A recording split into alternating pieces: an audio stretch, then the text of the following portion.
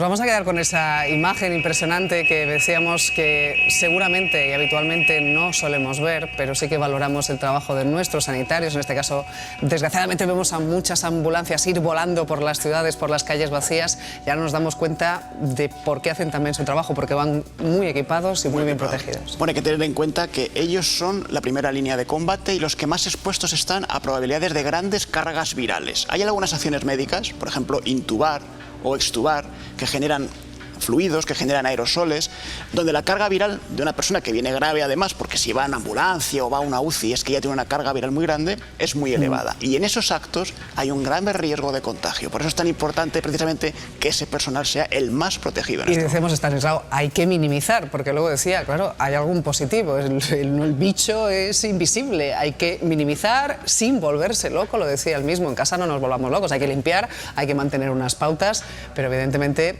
hay que estar y ser conscientes de que al final es muy contagioso.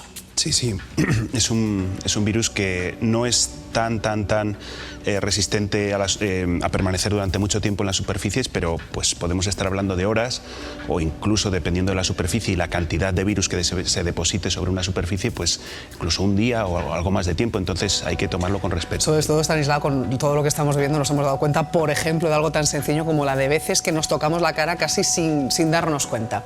Les decíamos, ya saben que en este estado en el que estamos ahora mismo de alarma, ahora se ha dado un paso más, siguen abiertos los supermercados, las farmacias, los kioscos y también los fisioterapeutas, que son considerados como un servicio esencial. Esa es la consideración del Gobierno, que ha decidido mantener abiertos esos centros de fisioterapia, pero, sin embargo, los propios terapeutas dicen y piden el cierre inmediato por temor al contagio. Daría Pedraz, buenos días.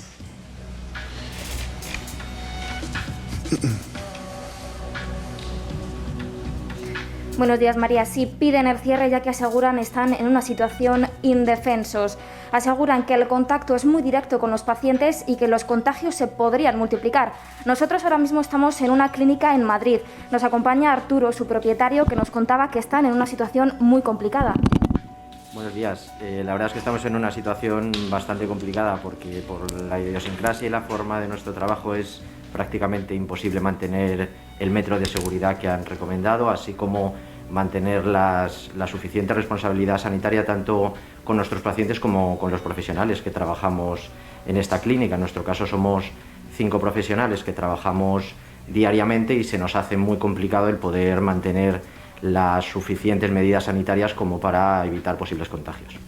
Nos comentabas además, Arturo, que no disponéis del material necesario para protegeros. Es cierto, no tenemos equipos de protección individual que evidentemente nos posibilitarían poder tener una actividad algo más normal, con lo cual en nuestro caso por responsabilidad sanitaria frente a nuestros pacientes y frente a nuestros profesionales hemos decidido cerrar hace 2 semanas, ya que nos parecía imposible mantener las medidas imprescindibles para nuestra actividad. Y Arturo, sí, dime, María. Y Arturo y el resto de compañeros, no sé si han tenido la posibilidad de sumarse o elevar esa queja, esa inquietud a las administraciones. No sé si han recibido algún tipo de respuesta.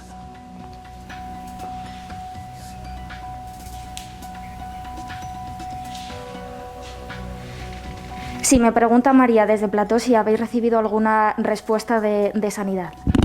Desde Sanidad la única respuesta que tenemos como centros sanitarios que somos es que tenemos en principio, no estamos dentro de las actividades que deberían cerrar, sino dentro de las actividades esenciales, pero en nuestra situación actual nos parece que es imposible poder mantener una actividad segura para nosotros y para nuestros pacientes y por tanto hemos cerrado bajo nuestra propia responsabilidad, en este caso como profesionales de la salud. Sí. Bueno, María, pues como estáis escuchando, llevan desde que se decretó el estado de alarma todas la mayoría de las clínicas cerradas por motivos de seguridad y exigen a Sanidad que dejen de ser médicos esenciales y se proceda al cierre de las clínicas. Gracias, Ari, gracias, Arturo, por atendernos.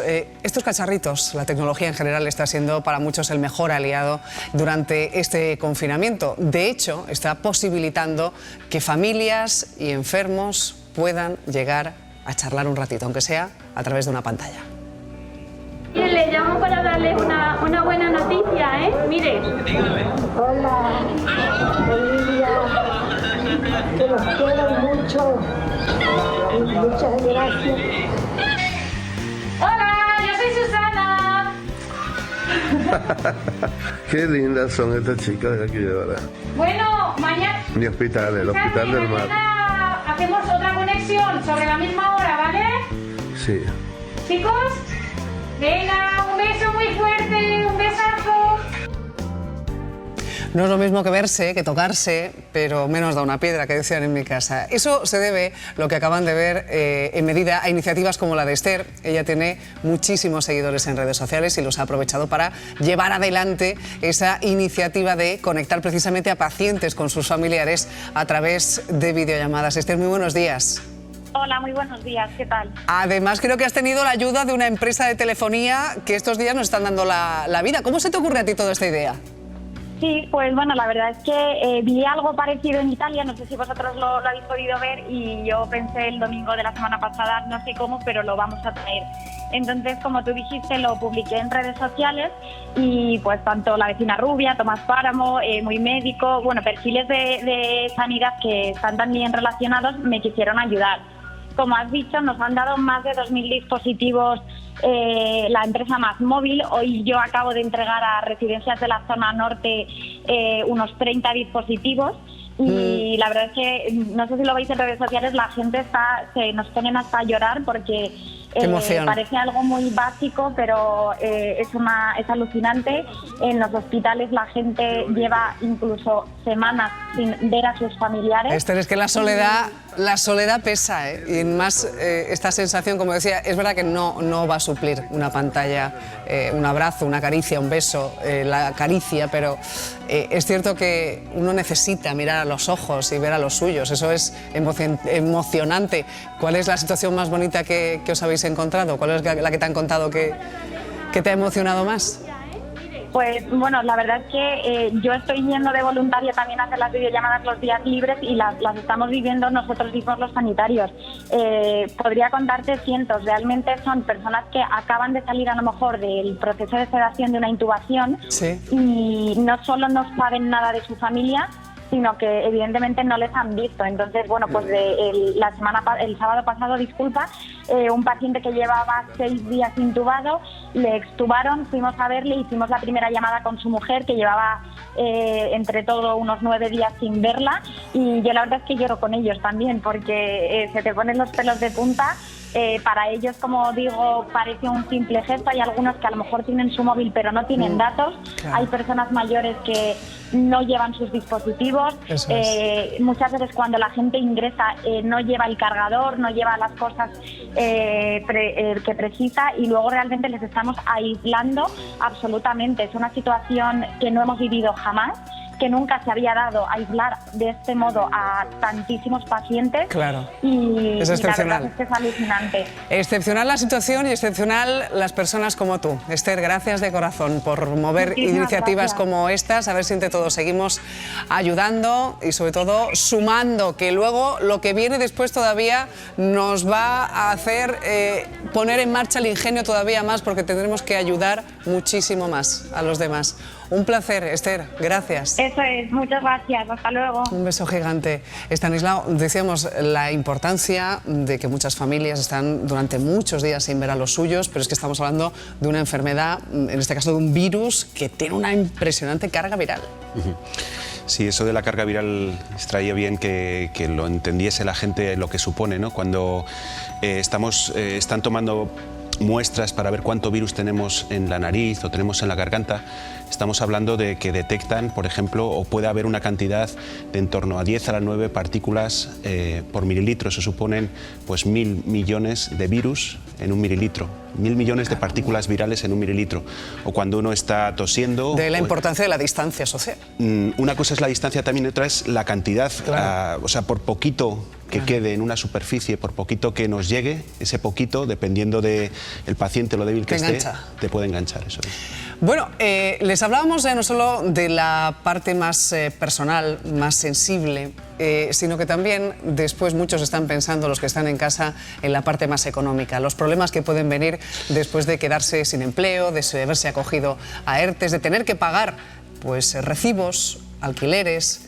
Créditos sin intereses y ayudas a suspensión de desahucios son solo algunas de las nuevas medidas que va a aprobar este martes el Consejo de Ministros, junto a otras medidas que van a intentar ayudar a paliar todas estas inquietudes de muchos españoles durante esta crisis sanitaria. Una crisis que ha afectado a muchos que han visto, como les decíamos, como sus negocios quedaban completamente parados y no podían enfrentarse a pagos básicos para la vida diaria. Carlos.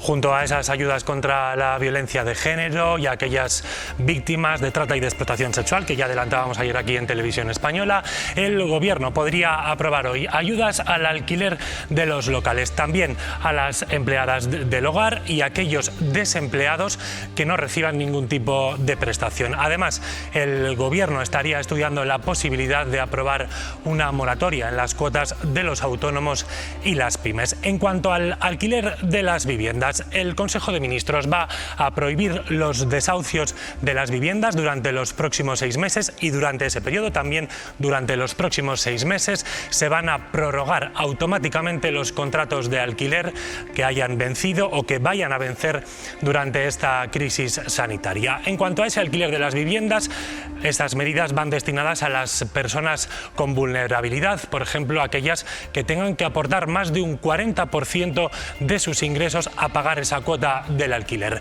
Esos inquilinos dependerá de su propietario. Si el propietario es considerado un pequeño propietario, aquellos que tienen menos de 8 propiedades, esos inquilinos podrán acogerse a préstamos del ICO sin intereses a devolver entre 3 y 6 años. Incluso el Estado podría asumir esa deuda si esa persona finalmente no puede hacer frente. Aquellos inquilinos que cuyo propietario pertenezca a ese grupo de los grandes propietarios podrán aplazar hasta en 4 meses el pago de sus alquileres. Unas medidas, como decimos, destinadas a colectivos vulnerables, pero que el Gobierno podría ampliar a otros colectivos, por ejemplo, aquellos trabajadores que hayan tenido que ser incluidos en un ERTE, a los trabajadores que hayan dejado de serlo y que estén cobrando el paro, y también a aquellos autónomos cuyos ingresos estén por debajo de los 1.600 euros. Todo esto pendientes de lo que finalmente apruebe el Consejo de Ministros. Ayer desde Unidas Podemos pedían, por ejemplo, que esta medida, la de aplazar el pago hasta en 4 meses, directamente los propietarios perdonasen esas cuotas, algo que el ministro de Transportes, José Luis Ábalos, ya ha rechazado.